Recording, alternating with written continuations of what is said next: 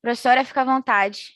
Estamos lhe ouvindo. Boa tarde, pessoal. É um prazer enorme estar aqui.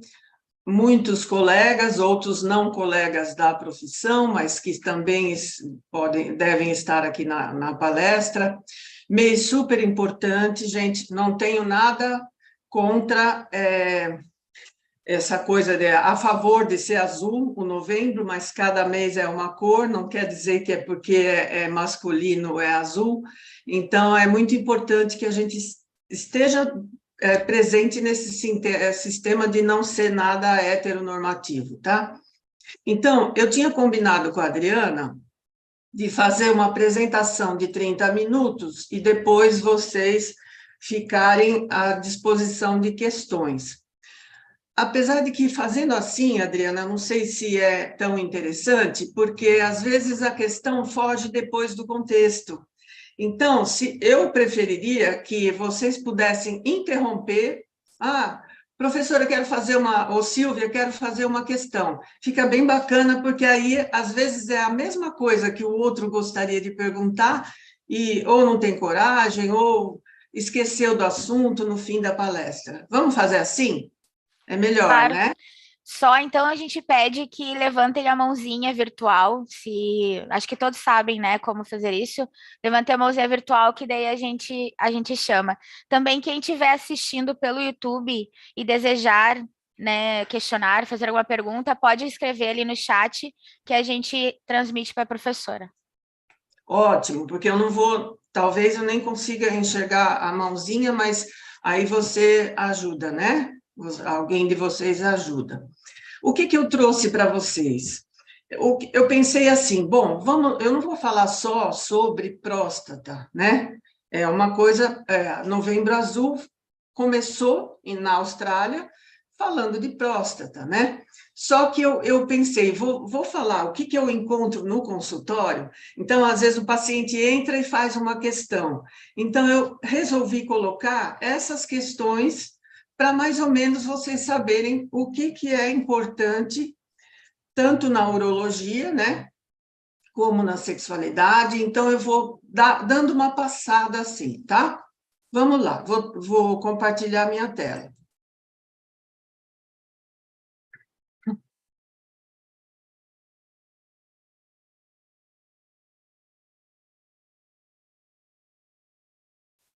Bom, eu falei que não precisava ser azul, mas eu continuei colocando azul, porque é uma homenagem ao Novembro Azul, né? Muito bacana ter IBCMED. A Adriana me explicou o que era Ânima, Inspirale, IBCMED, que eu não sabia, porque eu comecei no IBCMED, eu não sabia o que era o quê. Então, eu fiquei muito contente, que é uma coisa muito grande, né? Muito bacana, onde eu faço parte da pós-graduação, tá? Eu gosto muito desde 2019 que eu estou nessa formação e eu acho muito bacana poder transmitir o que eu sei, o que eu não sei também eu vou buscar para trazer e compartilhar com os colegas médicos, é muito bacana. Como eu falei, eu não sei se é uma curiosidade, né? Por que começou Novembro Azul?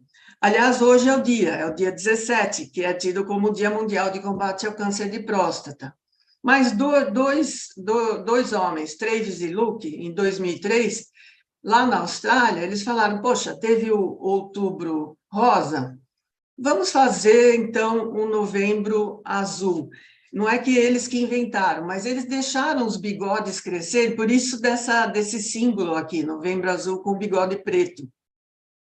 Ele e os amigos dele deixaram esses bigodes crescerem nesse mês todo para fazer parte dessa campanha, para participar como uma campanha, para ter um impacto bacana. E teve um impacto bem desejado. Então, aí nós ficamos com esse símbolo do Novembro Azul, tá? Bom, aí eu trouxe assim, todo mundo pergunta, mas com que idade a gente tem que procurar urologista, né? O que é urologista? Urologista não é só o médico que trata de homens. A maioria pensa isso, né? Não, o urologista também atende mulheres com infecção urinária, com perda urinária, com alterações renais, tanto homens como mulheres, tá?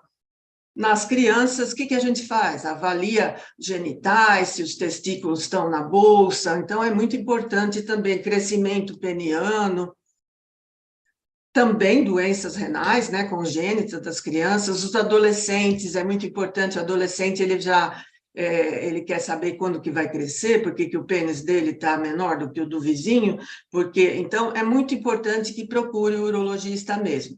E os adultos, na prevenção dos tipos de câncer, né, que a gente mudou algumas coisas na Sociedade Brasileira de Urologista. Quando o paciente tem história familiar de câncer, a gente começa a fazer toque retal com 45 anos e sem história familiar a partir dos 50. Para acompanhar o envelhecimento com a alteração hormonal, a prevenção de doenças relacionadas ao sistema urinário e todas as doenças de próstata, gente, que não é só câncer. Isso aqui eu trouxe para lembrar bastante que o homem procura pouco o médico. Então, olha só, cada 3 pessoas que morrem no Brasil, 2 são homens. Por quê? Porque 50% a mais as mulheres procuram saúde. O homem só vai se ele tiver algum sintoma. Então, é importante a prevenção, né? E cada 5 pessoas que morrem entre 20 e 34 anos, 4 são homens, gente. E os homens vivem menos que as mulheres. Então, nós estamos buscando saúde, longevidade. Então, é muito importante que vá buscar a parte médica, não só quando tiver sintoma, para prevenção. E aqui eu coloquei só o nome do que a gente vai falar mais para frente, que todo mundo pergunta, mas o que é isso? O que é PSA? Que é o antígeno prostático específico. É uma glicoproteína que é produzida pela próstata, que facilita a liquefação do sêmen. Então, o PSA, para que serve? Quem faz? É a próstata, gente. Por isso que, com a idade, essa é uma das questões que a gente tem muito em consultório. Ah, mas eu tinha um jato de sêmen antes de esperma, quando eu ejaculava, agora só sai um pouquinho. Isso é bem normal. Com a idade, vai diminuindo a produção, tá? Então, não é nenhum defeito, nenhuma doença ter pouco sêmen na ejaculação a partir dos 50 anos de idade. E esse PSA, como eu vou mostrar para vocês, ele pode aumentar em algumas situações. Bom, outra coisa importante que vai no consultório. Você conhece o seu corpo, gente? A maioria não conhece. Sabe onde fica a próstata? Olha só aqui do lado, é bem rapidinho que eu vou mostrar. Aliás, eu falo para os pacientes, você nunca olhou no Dr. Google? O Dr. Google tem os desenhos, onde fica. Não, nunca olhei, porque eu estou evacuando sangue, então eu acho que a minha próstata está com problema. Não, mas a próstata não é no reto, gente. A próstata é em volta do canal uretral, da urina, né? Então, é muito importante saber como eu sou feito. E aqui eu vou falar só de homens, porque é o Novembro Azul, tá? Como é meu pênis, né? Que tem 2 corpos cavernosos. Olha só a próstata. Então, imagina, se ela crescer, atrapalha a passagem da urina aqui. Então, vamos conhecer o corpo, tá? Outra parte importante, quando chega lá, o paciente, ele fala assim, ai, na minha bola, não tem problema falar bola, gente, porque nem todo mundo vai saber que é o testículo, que... Não tem problema, mas desde que saiba o que ele faz, o que ele funciona, para que serve, né? Serve para fazer a testosterona, que é um hormônio importantíssimo do homem, e serve também para produzir os espermatozoides. Então, é muito importante ele conhecer também como funciona, como é a anatomia, para saber o que está acontecendo comigo, né? Ah, o meu saco cresceu, está doendo, está machucado. O que aconteceu? Bateu? Foi algum trauma? Está doendo bastante? Então, para ele saber aonde fica, como funciona, é muito importante isso. Eu vou mostrar para vocês algumas doenças que podem ter no testículo. Gente, olha, nunca a gente vai falar, vocês vão ler por aí, até em literatura médica, vocês vão ler assim, saco escrotal. Isso não existe, tá? Porque saco escroto quer dizer saco, então eu não posso falar saco escrotal. Ou eu falo escroto, quer dizer que já tem os testículos, é o saco, ou eu posso falar o saco testicular, aí você pode falar, tá? Não pode falar que é um saco escrotal, tá bom?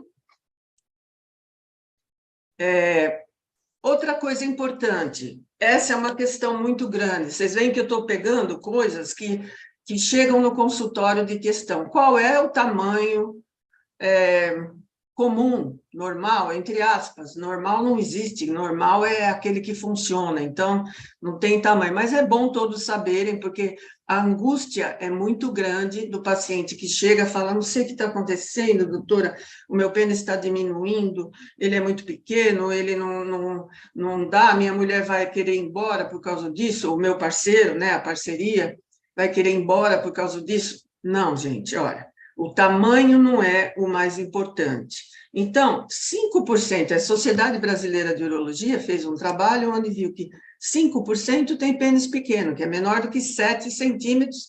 Gente, em ereção, hein? É pequenininho, 7 centímetros, mas mesmo ele dá para você ter uma vida sexual ativa e boa. E 90% dos homens têm de 12 a 16 centímetros. Então, a gente fala mais ou menos 14 centímetros na média.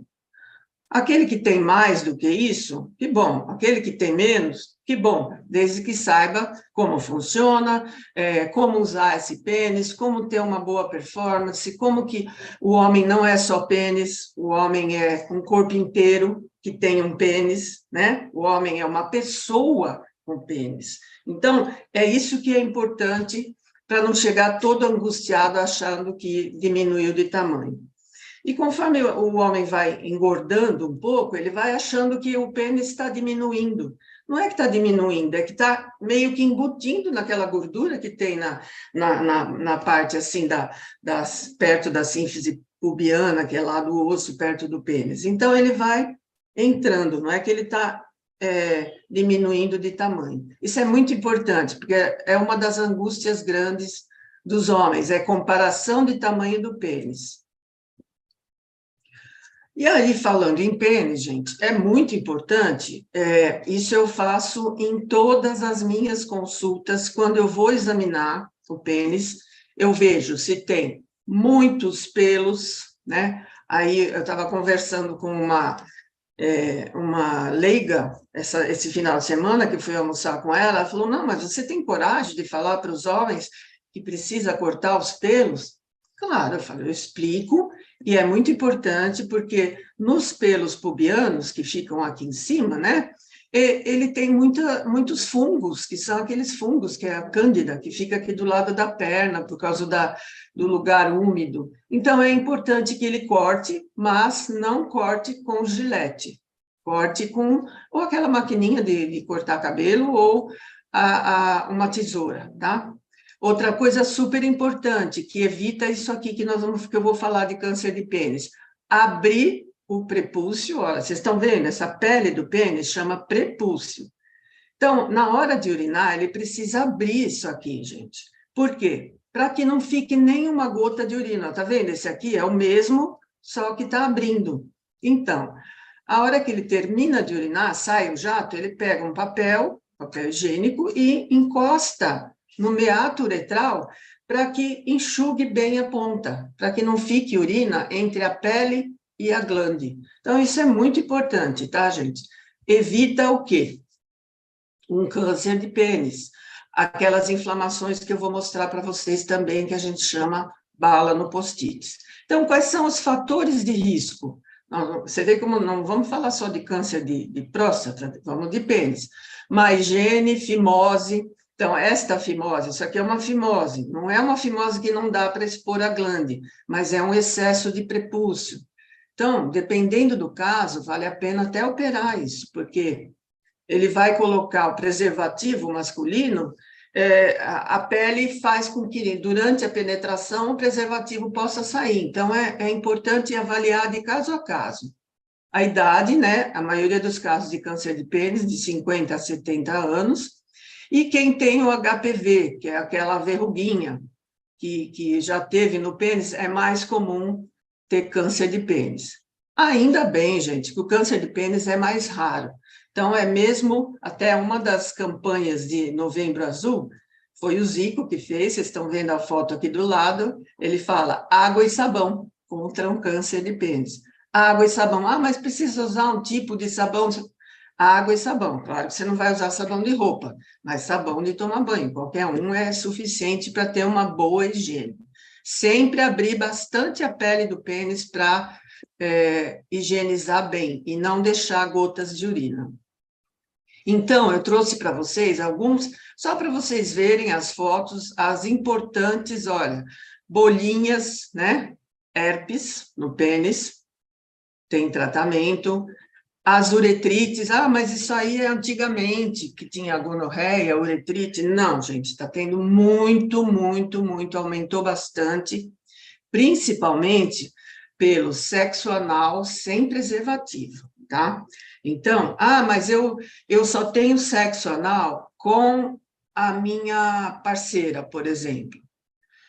Mas ânus é ânus, reto é reto, e dentro das fezes tem Escherichia coli, que é uma bactéria que é normal das fezes, mas não é normal para a uretra, para o trato urinário. Então, é muito importante, seja sexo anal com o parceiro ou com a parceira, tem que usar preservativo, tá? Mesmo se a minha parceira de 30 anos, não importa, anos é anos. Outra coisa, esta daqui é a mais importante, é a bala no post-it, a infecção que fica, o pênis vermelho, às vezes com uma secreção mal cheirosa aqui dos lados. Então, é muito importante que isso aqui é normalmente é uma bala no post-it por cândida, é aquele fungo que eu falei para vocês, que fica meio no meio da perna, que fica nos pelos.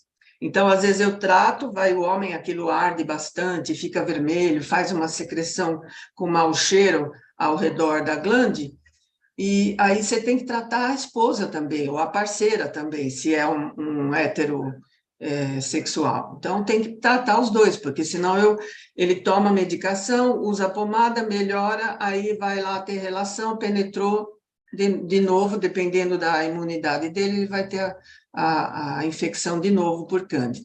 E as verrugas, que são do HPV, dificilmente agora a gente pega assim, um paciente com tantas verrugas assim, porque estão procurando mais, ainda bem que os homens estão procurando mais. Ver uma verruguinha, às vezes não tem nada a ver, mas ele já vai procurar. Eu acho ótimo. É melhor você poder explicar e fazer prevenção, não sendo uma coisa grave, do que já pegar desse jeito que está assim, né? Como eu falei da fimose, às vezes, gente, não consegue abrir direito a pele do pênis. Vocês estão vendo essa figura aqui do lado? Então, é importante operar isso aqui. E se não operou quando era pequeno, porque não era tão grande a fimose, ele conseguia abrir, quando consegue, começa a ter uma vida sexual ativa, aí começa até a estreitar mais essa pele. Então, é mais difícil da pele abrir, tá? Olha, aqui tá vendo? Ele está segurando aqui, está cheio de urina e não consegue urinar. Isso aqui é uma criança. Se a gente puder operar a criança na idade escolar, pelo menos, fica muito melhor quando ele estiver começando a crescer o pênis, para que ele tenha a masturbação, para que ele consiga expor bem a glande para poder fazer uma boa higiene.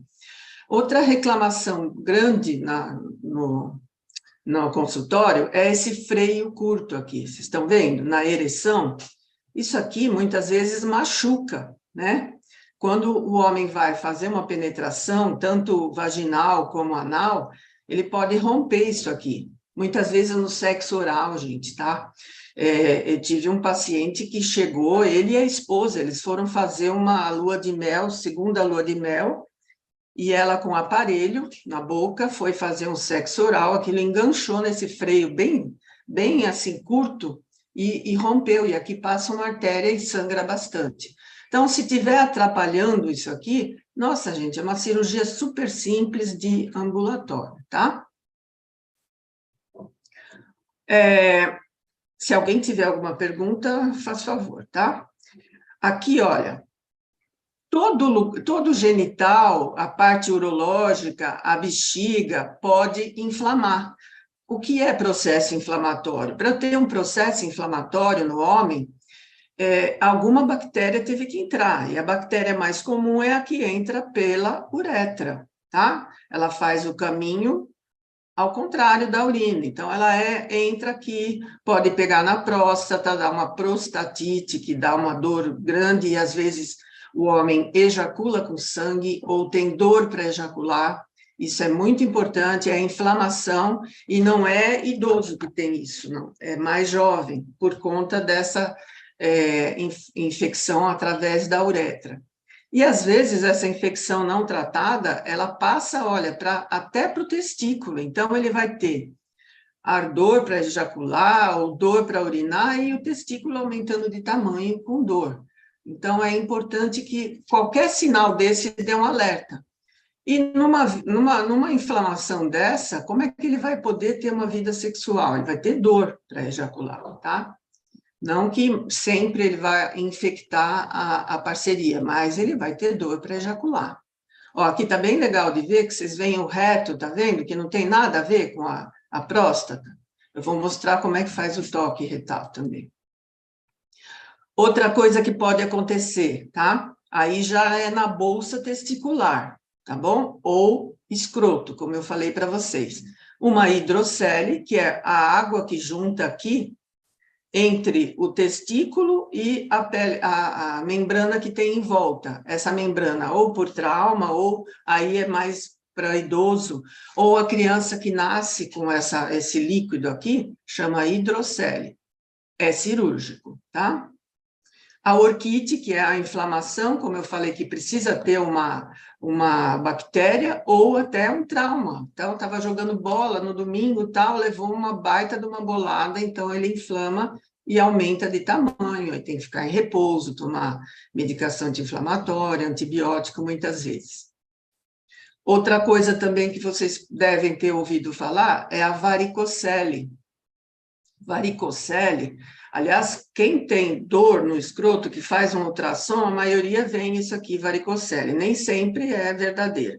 Varicocele são varizes dessas veias, que são as veias que saem do testículo, que voltam para o corpo, que leva o sangue, vamos dizer, usado para quem é o sangue venoso, para quem não é médico, né, que não saiba sobre o assunto. E faz o quê? Por que varicocele é importante a gente fazer o diagnóstico e visualizar principalmente nos adultos jovens? Porque essas veias fazem com que o sangue demore para voltar para o corpo e faz com que o escroto fique numa temperatura maior do que precisa. O escroto precisa estar 2 graus a menos do que a temperatura do corpo para que ele produza espermatozoides. Então, quando ele tem uma varicocele, ele pode ficar infértil, ter uns espermatozoides mal formados ou formar menos espermatozoides. Então, é importante fazer esse diagnóstico, até quando não sabia que tem, mas vai fazer um espermograma e ver que tem número de espermatozoides pequeno, então tem que fazer essa avaliação, porque se tiver, tem a cirurgia para fazer na tentativa de voltar a produzir os espermatozoides. Estou falando rápido porque eu quero passar bastante coisa para vocês. Então, aqui, rapidinho, a próstata mais ou menos tem 20 a 30 gramas, ela fica embaixo da bexiga, como eu já mostrei para vocês, não tem nada a ver com o reto e com o ânus, mas o toque retal é feito por aqui, olha, porque é o único lugar que a gente consegue tocar uma parte da próstata, que é a mais comum de ter os nódulos duros. Então, como é que eu vou fazer a prevenção do câncer de próstata? Pela história clínica, né? O toque retal e o PSA. Ah, mas doutora, me falaram que se eu fizer só o ultrassom, eu não preciso fazer o toque. Não é verdade, tá? O PSA é o mais importante, mas o toque retal também. Então, não tem isso de que fez ultrassom. O ultrassom é só para medir o tamanho da próstata, não dá para ver se tem algum nódulo duro. Aqui, para vocês verem, eu deixei o de 2020 mesmo. O câncer de próstata é o mais comum, é o mais diagnosticado nos homens, tá? O mais comum de todos é o melanoma, mas aqui a gente não está colocando o melanoma que é da pele. O próstata é o número 1, tá? Vamos lá. Quando eu tenho algum suspeita, o PSA aumentado, eu faço o toque, mesmo se o toque estiver negativo. Eu estou acompanhando a dosagem do PSA. Eu acho que eu não falei, gente, o PSA é dosado no sangue, tá? É no sangue. Ele ajuda o sêmen liquefazer, mas ele é dosado no sangue. Quando aumenta, pode ser uma infecção ou pode ser um câncer de próstata. Então, é importante fazer a biópsia. A biópsia é feita pela ultrassom transretal. É uma agulha que espeta 12 a 16, 18 fragmentos para poder fazer o diagnóstico de câncer. Mas hoje, gente, ó, câncer de próstata, mais de 90% tem cura. Por quê? Porque nós estamos fazendo diagnóstico precoce. Às vezes o paciente fala, nossa, doutora, eu achei que está tendo muito câncer de próstata. Não, não está tendo muito, já tinha, mas é que a gente não fazia diagnóstico precoce.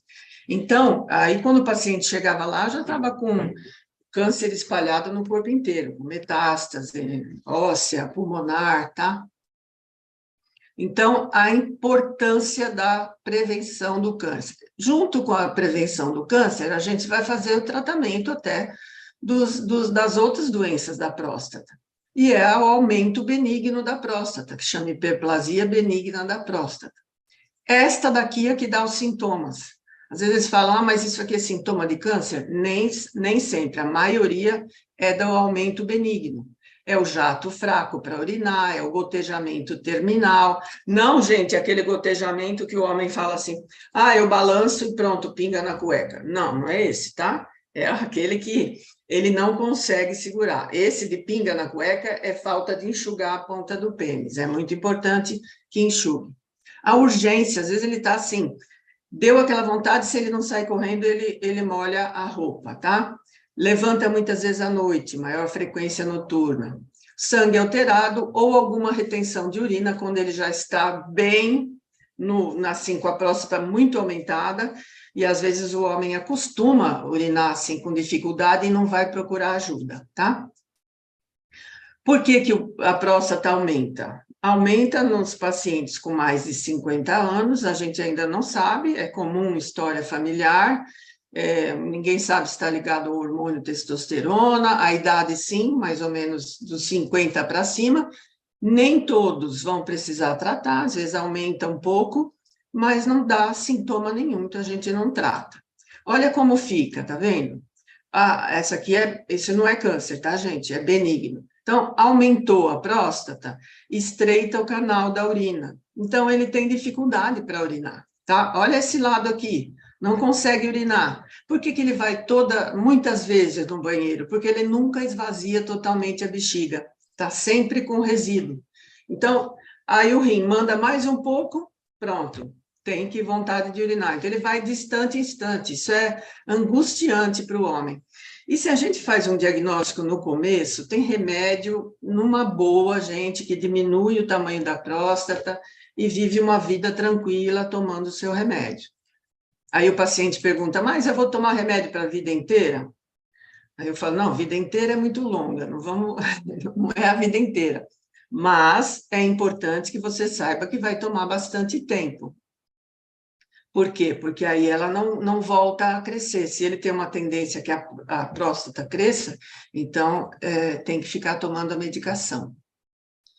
Agora, se eu tiver um aumento benigno que eu possa tratar daquele jeito que eu estou falando para vocês, eu posso ter também uma infecção por bactérias. Eu mostrei naquele slide que qualquer bactéria pode entrar no trato urinário do homem.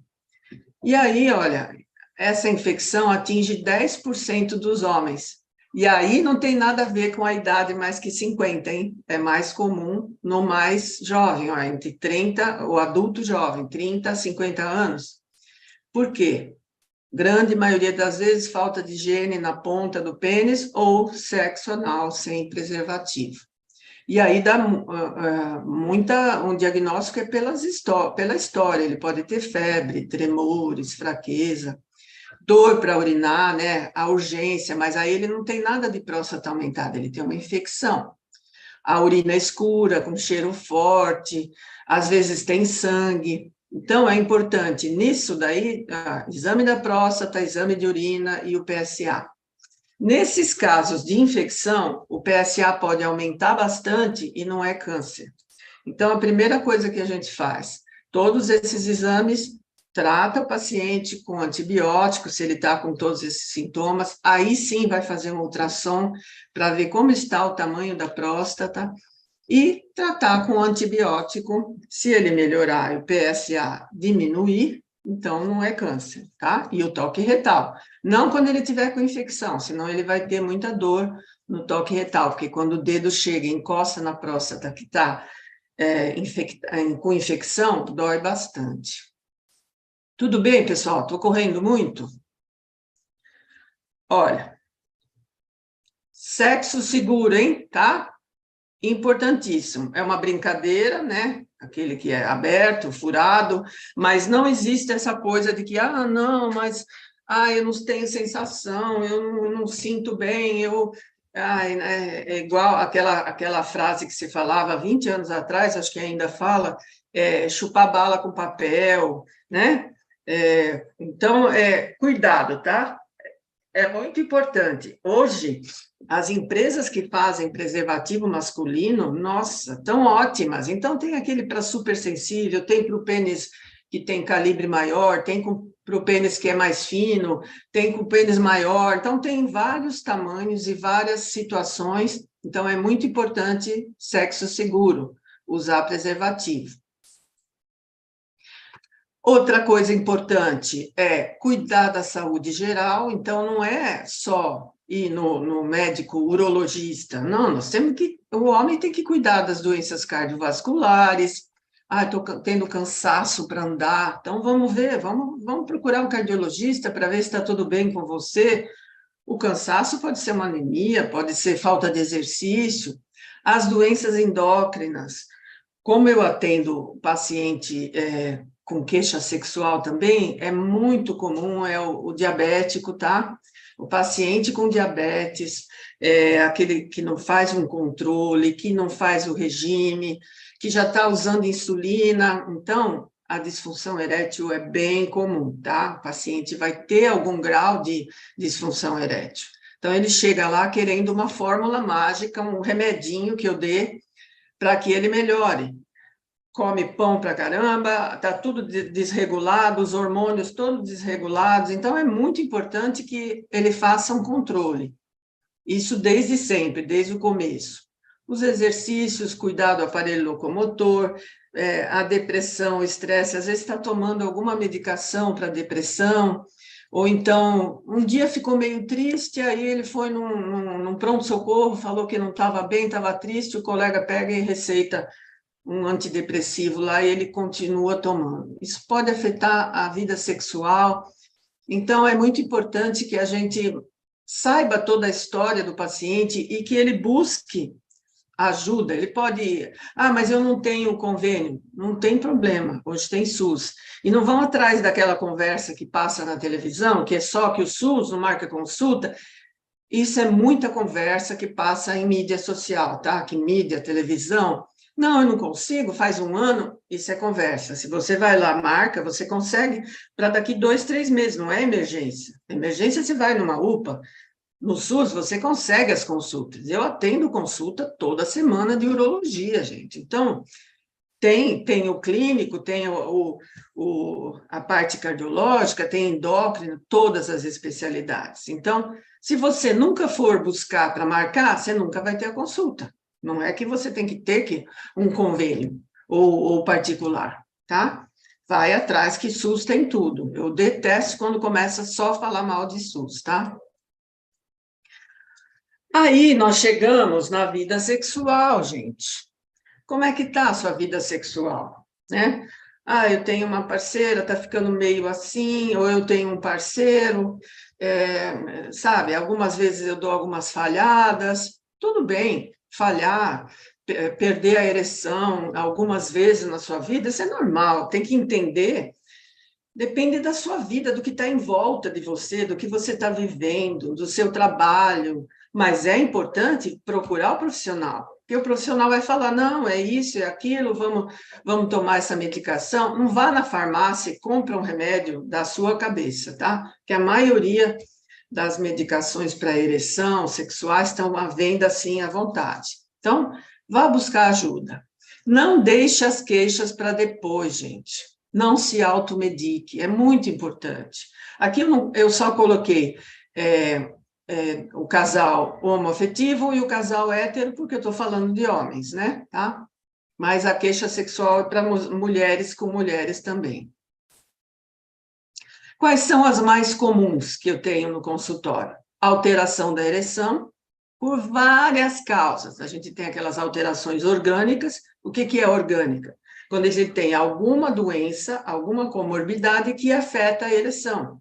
Então, então não tem jeito, nunca mais vai ter vida sexual? Não, não é isso. Vamos ver o que é, o que está causando e como nós podemos ajudar, que medicação ele pode tomar, como é que é isso. Às vezes, gente, essa alteração da ereção não é orgânico.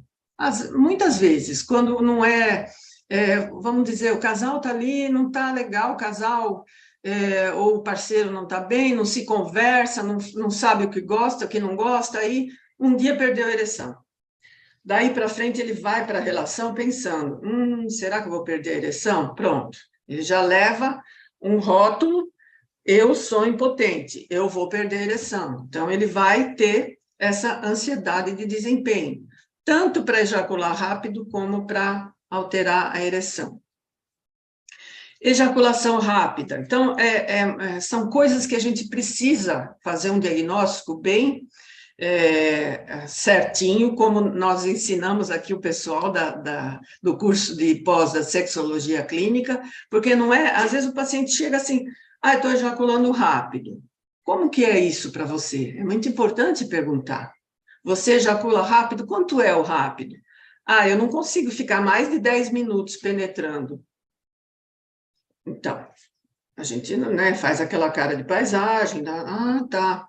Mas de penetração, 10 minutos, penetração. Então, gente, não é uma ejaculação rápida. É que a minha parceira não consegue ter orgasmo, porque eu ejaculo com menos de 10 minutos. Então, não é ele, pode ser ela, não está bem estimulada, não está conseguindo chegar a orgasmo. Então, tudo isso precisa ser muito bem esclarecido para que a gente não faça um tratamento de caneta já.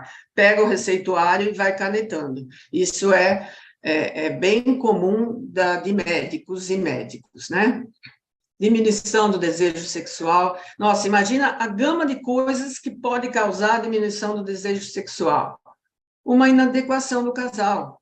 Um quer mais do que o outro, ou então ele está trabalhando demais, chega lá, que vou ter relação de madrugada, minha parceira não quer. Ela está dormindo, você vai acordá-la para ter relação. Então, é tudo que a gente trabalha bastante em sexologia clínica para entender qual é a demanda desse paciente, qual é essa queixa que ele trouxe. É muito importante isso. Hoje está muito comum esse vício em pornografia, então o paciente chega lá, ele já não chega falando o que ele tem, né? Ele chega falando que ele não consegue ter relação com a parceria, então a gente, na investigação, vai entender que ele tem ereção na masturbação quando ele olha algum vídeo pornô. Às vezes está cheio lá no celular dele. Então, é um trabalho maior, é um trabalho mais difícil, mas são todas queixas sexuais que precisam ser abordadas e que precisam ser orientadas com presteza, porque esse homem vai se sentir infeliz na vida dele, né? E na vida da parceria. Eu não sei se eu coloquei o som aqui. Se não tiver o som, vocês me falam? Tá com som, Adriana? Não, prof, não tá com som. Então, só um pouquinho, pessoal. Tudo bem. Eu preciso compartilhar com som aqui. Agora acho que vai. apesar de que é só música, tá? O que eu quero mostrar para vocês isso é a importância do erótico na relação de um casal. Muitas vezes a queixa é sexual por falta desse erotismo, ou porque o homem não foi, culturalmente, ele aprendeu que ele tem que ser o macho, que ele tem que ser assim, ele é o provedor, ele que manda, ele que sabe a relação, a mulher não sabe. Então, é muito importante que a gente lembre que o erótico é feito todos os dias. Vamos ver se agora passa. Espera aí, deixa eu voltar. Agora.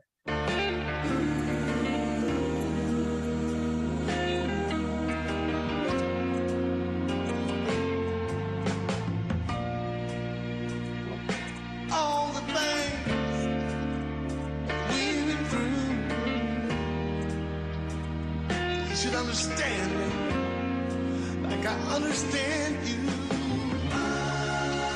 Oh, don't you get excited. Amstel begrijpt dat mannen niet altijd even romantisch zijn. En dat vinden we jammer. Voor jullie. Daarom, dames, het volgende gebaar.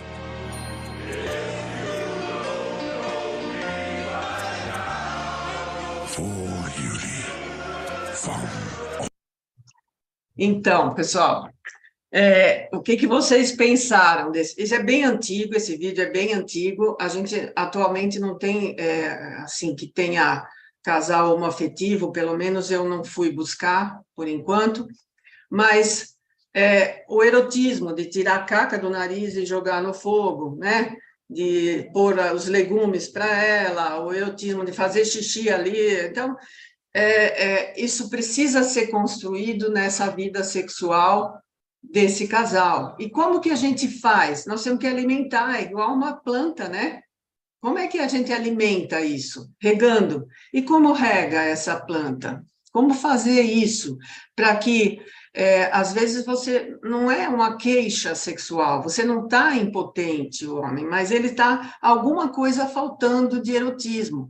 Senão, vai ter um relacionamento sexual, eu falo assim, que cai no mesmo buraco da cama, já deita os dois peladão lá, a televisão ligada. Então, isso não tem eroticidade. Sem eroticidade, um casal que está ali há mais tempo vai minando esse relacionamento. Então, é muito importante a gente ter essa mentalidade de, olha, manter a disponibilidade para conquistar. Não é porque você está casado que aquela parceria já é sua e pronto. Não, é dia a dia. Aliás, tem um livro muito bacana, gente, que eu gostaria que... os 5 modos do amor, né? É muito importante a gente saber da nossa parceria qual é o modo que ela gosta mais, se ela gosta de tempo de qualidade, se gosta de toque físico. É bem bacana isso para vocês terem um relacionamento melhor, né? Olha, aprender a desfrutar de novas oportunidades. Então, eu vou... vamos marcar um tempo só para nós. Ah, não, mas... Tudo bem, não estou falando para vocês irem num motel, não é isso. Até motel é mais broxante atualmente, porque você pensa, eu vou lá, estou gastando e eu tenho que dar no couro, né? Então, é muito importante que a gente tenha momentos, mas em qualquer lugar. Aprender a valorizar o toque, as carícias. Homens, é a coisa que a gente mais trabalha em terapia sexual. Entender que o seu corpo inteiro dá prazer, que o toque é muito importante, que você não é só pênis, né? Então, é importante lembrar disso, aprender, fazer massagem no corpo inteiro, tomar um banho, que você se conheça para que depois a sua parceria te conheça também. Fazer dessas descobertas um jogo de prazer, né? A brincadeira, que nem a uva, o creminho, o chantilly. Então, é muito bacana isso. Explorar novas fantasias, posições, materiais eróticos, gente, está muito bacana, tem um melhor do que o outro, para vocês brincarem, né? Para nós brincarmos. E assim, ter criatividade e afetividade. Aí a gente vai ter manter aquilo erótico, né? E vai ter mais prazer. Agora, a coisa mais importante, antes disso tudo que eu falei, de conhecer o corpo, de buscar tratamento, é cuidar de você, homem. Porque a imagem corporal, já Schilder falava em 1980, é muito importante que você conheça você. Então, a imagem corporal é a figura do nosso corpo formada na nossa mente, ou seja, o modo pelo qual o corpo se apresenta para nós. Se você olhar para o seu pênis e achar que ele está pequeno, ele vai ficar pequeno. Mesmo que depois você vá lá no meu consultório, eu olho e falo, não, está normal, está tudo certinho, tem o pênis, tem a glande, está tudo jóia, mas para você não. Então, se cuide. O trabalho em você é o trabalho mais difícil, mas é muito importante que todos pensem em autoconhecimento antes de qualquer coisa, tá? Eu termino aqui. Agradeço bastante pela atenção. Aqui tenho os meus contatos. Se quiserem, à vontade, tá? Isso vai ficar lá gravado, e aí vocês vão conseguir ter contatos. E agora estou à disposição para perguntas, já que vocês não perguntaram no meio também quase que não dava, né? Porque eu falei igual uma metralhadora. Mas é que eu queria trazer para vocês tudo que o homem me questiona no consultório, por isso que eu trouxe assim. Muito obrigada, professora, foi muito boa, esclarecedora. São assuntos, às vezes, que, né, ainda existe um tabu, então foi muito interessante, muito esclarecedor. E se alguém tiver alguma dúvida e quiser também no chat lá do YouTube, se tiver alguma dúvida, ó, Fabiano, pode falar. Cadê falar. O Fabiano? Agora sim. Ali. Oi, Fabiano. Pois não. Doutora, tudo bom? Me escutam? Sim. Obrigado sim, pela sim. palestra, tá muito bom. Então, como fazem lá no programa do Serginho Grossman, um amigo meu gostaria de saber, né, não sou eu. Não, Sim, eu acho importante assim, com as novas... É bom perguntar as coisas para os amigos, né, Fabiano? Com as novas regras da medicina hoje, né, aquele conselho, meus antigos diziam que isso só se devia fazer teste a partir dos 60 anos, depois meu pai a partir dos 50. Hoje dizem que é para fazer com 40, hoje existem alternativas de teste que se faz pelo sangue. Qual o conselho para essa faixa hoje do pessoal dos 40 anos, né? Tem um bom número de gente, não deixar postergar isso para fazer só por 50, 60 anos. Quais os tipos de teste hoje, não somente os tradicionais, mas hoje tem de sangue, se não me engano, né? Que pode ajudar a prever, porque a prevenção vai ser bem mais importante. O mais importante é a rotina com o PSA, que é o exame de sangue. Porque se ele começar aos 40 anos, vamos dizer que ele não tenha o pai não teve, o avô não teve nenhum câncer. Mas o pai trata porque é uma próstata aumentada. É muito importante que a partir dos 40 ele faça o PSA, que é o de sangue. Aí, na Sociedade Brasileira de Urologia, há uns 10 anos atrás, a gente fazia assim, bom, vamos falar para os homens que a partir dos 40 precisa fazer também o toque retal. A partir do momento que nós já tinham todos os homens que não, 40 anos, eu tenho que fazer. Aí os trabalhos mostraram que não tem câncer antes dos 40. Começa a partir dos 50. Então, o que nós fazemos? Se você tem sempre o de sangue, esse é o PSA, não adianta ultrassom. O ultrassom transabdominal, aquele que a gente faz para saber se a próstata está grande ou se não está, esse é só para ver tamanho. Às vezes ele chega lá no consultório só com ultrassom, nem sangue não tem. Não adianta. E o toque retal é importante para essas pessoas que têm antecedentes com 45 anos em diante. Para o que não tem nada, 50, ele não tem nenhum sintoma, a partir dos 50 faz exame de toque. Por quê? O toque, a gente só consegue tocar um pedacinho da próstata, né? O toque, vocês viram na foto, que é o que é mais comum de ter lesão cancerosa. Mas, olha, 40 anos que eu estou fazendo toque. É muito difícil você, pelo toque, diagnosticar só, não, mas tem câncer. Não, eu tenho que ver o PSA e o toque. Vamos dizer que o PSA está normal. Isso depende da idade. Às vezes você olha o laboratório, está escrito até 4. Não, até 4 é para aqueles que têm mais de 50, 60 anos. Para o mais jovem é menos. Então, eu estou acompanhando esse paciente. Um ano está, por exemplo, menor que 1. No outro ano já passou para 1,5. Depois passou para 2, 2,5. Opa, está aumentando muito. Então, é importante que eu também faça o toque retal, e mesmo que eu não sinta nada, se o PSA está aumentando, eu primeiro trato como uma prostatite, uma infecção, se ele não for mais do que 50 anos. Daí para frente, uma biópsia é muito importante. Existe hoje a ressonância também. Só que a ressonância é para ver a suspeita do nódulo duro que tem lá. Suspeita. Então, se você tem suspeita lá, você não tocou, você tem que fazer uma biópsia de qualquer jeito. Então, é um exame que nem todo mundo tem acesso, né? SUS, a gente demora muito e depois não adianta nada, porque eu vou ter que pedir a biópsia. Então, é importante que eu primeiro pense se eu estou acompanhando esse paciente, é o urologista, não é o clínico que está acompanhando, e ele está tendo um acréscimo de PSA e não é infecção, é importante que eu peça uma biópsia dele. Às vezes vai ter um lugarzinho que a agulha vai e vai mostrar. Se eu tiver 10% daquela punção, nossa, que bom, o diagnóstico é bem precoce, então faz um tratamento bom. Então, não sei se eu respondi, você queria... Alguém mais? Obrigado, senhor.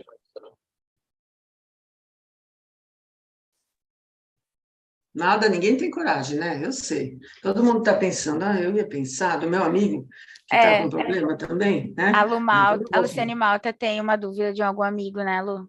Tenho Ela sim. tem? Ótimo. Tudo Então bom, tá bom. doutora Silvia? Pode falar.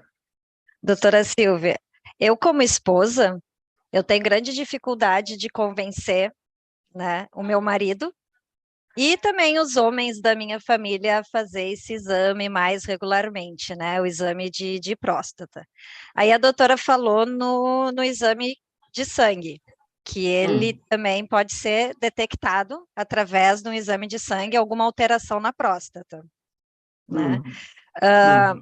Após o exame de sangue, foi detectado algo. A gente precisa, o homem, ele precisa voltar no consultório e fazer o exame de próstata tradicional? Sim, em geral, o clínico, ou qualquer médico que pediu, porque faz parte do homem ter o PSA no meio daqueles todos de rotina, triglicéridos, colesterol, depois dos 40, né? Então, ele vê o PSA já, que o ano passado era um pouquinho, era 2,5, esse ano está um pouco mais, normalmente eles mandam para o urologista. A gente precisa fazer exame de toque, tá? Então, é importante. Vai que eu deixo passar algum nódulo duro, né? Eu mostro para eles, eu mostro para o paciente que a próstata tem que ser molinha que nem isso aqui. Se eu tiver um negócio duro, que nem esse ossinho, é um nódulo. Então, é importante fazer. Tem que ser combinado, os dois juntos. Agora, existe aquele preconceito grande. E quando o paciente vai a primeira vez e faz, eu deixo ele bem tranquilo, ele vai... primeiro ele faz o exame, eu falo, olha, da próxima vez eu vou fazer o exame de toque. Tá? Tá, será que é ruim, que não há? Não, você vai ver como é rápido. Quando acaba de fazer, ele fala, nossa, mas eu pensei que fosse diferente, que doesse bastante. É porque tem aquela conversa, né? De repente, o médico, quando é médico, vai te mandar flores, o outro você vai, de repente, dar o telefone para ele. Então, ele já vai com essas coisas na cabeça. Quando ele vê que é uma coisa tranquila, rápida, eu uso gel, porque o gel ele desliza bem, e bem devagar. Como mulher, eu tive que ter toda uma conduta diferente, talvez, do urologista homem, que já chega, vamos fazer o toque, e olha, eu vou devagar, vai tranquilo, tá? Não faça força. Então, quando ele vê, ele fala, nossa, que delicadeza, tal, Agora, você precisa assustá-los com câncer, né? Assustando, eles vão ter que ir, né? Pelo menos fazer o de sangue junto com a rotina. Mas depois dos 50 é muito importante que faça mesmo o toque retal. Às vezes não é todo ano. Se ele tiver um PSA bem baixinho, está menor do que 1, por exemplo, que é bem fraco, no outro ano está igual, não precisa fazer toque todo ano, mas eu acompanho todo ano. Entendeu? Obrigada, doutora. Jonas também tem uma dúvida, fica à vontade. Oi, Jonas. Oi, Cadê muito obrigado, você? doutora, Tá lá. pelos pode falar. esclarecimentos, foi muito bom. Eu tenho, que nem a Lu, né, tenho preocupação com o esposo, tenho preocupação com meu pai, né, que ele já tem bem mais velho, já está quase na idade de fazer exame. E também tem essa Quantos questão, anos né, ele tem? ele tem 45 agora. Isso, já está começando, precisando pelo menos fazer o PSA, se não tiver ninguém na família. Sim, só que ele é daquele tipo que não gosta de ir no médico, então é mais durão, e a gente está sempre falando sobre isso e tentando incentivar, né? Mas uma coisa que eu acho que seria um bom, essa ideia de assustar, né? Mas a minha dúvida é, quando isso é diagnosticado, por exemplo, a pessoa tem um problema, né? Constatou ali que ela tem um problema na próstata. Como é que é o tratamento? Para a pessoa vai ser doloroso? Aquilo vai ser custoso? Será que... É essa dúvida. Depende do tratamento, do que é, tá? Vamos dizer que ele tenha um aumento benigno, que não é só cresceu, ele tem sintomas e tem que tratar. Não é nada custoso só do remédio, né? Ele vai tomar medicação, na maioria das vezes. Eu não sou de indicar cirurgia logo no começo, porque se a próstata tiver que crescer, ela continua crescendo, mesmo que você faça aquela raspagem no canal. Então, sou, assim, bem menos intervencionista. Agora, vamos dizer que faça um diagnóstico, ele fez a biópsia e tem um câncer.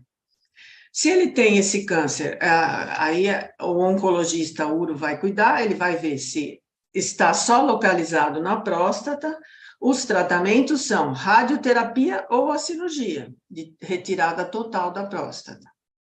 Então, a retirada total da próstata, muitas vezes, vamos dizer, grande maioria das vezes, é bom até não falar isso para eles, porque senão, né, ele perde a ereção no começo. Então, ele, depois de um tempo, vai usando medicação para ereção, pode voltar. Quanto mais jovem a gente fizer indicação de cirurgia num câncer de próstata, menos ele perde a ereção. Se ele tiver mais 60, 65, 70, é mais comum perder, né? E aí usa medicação e tal.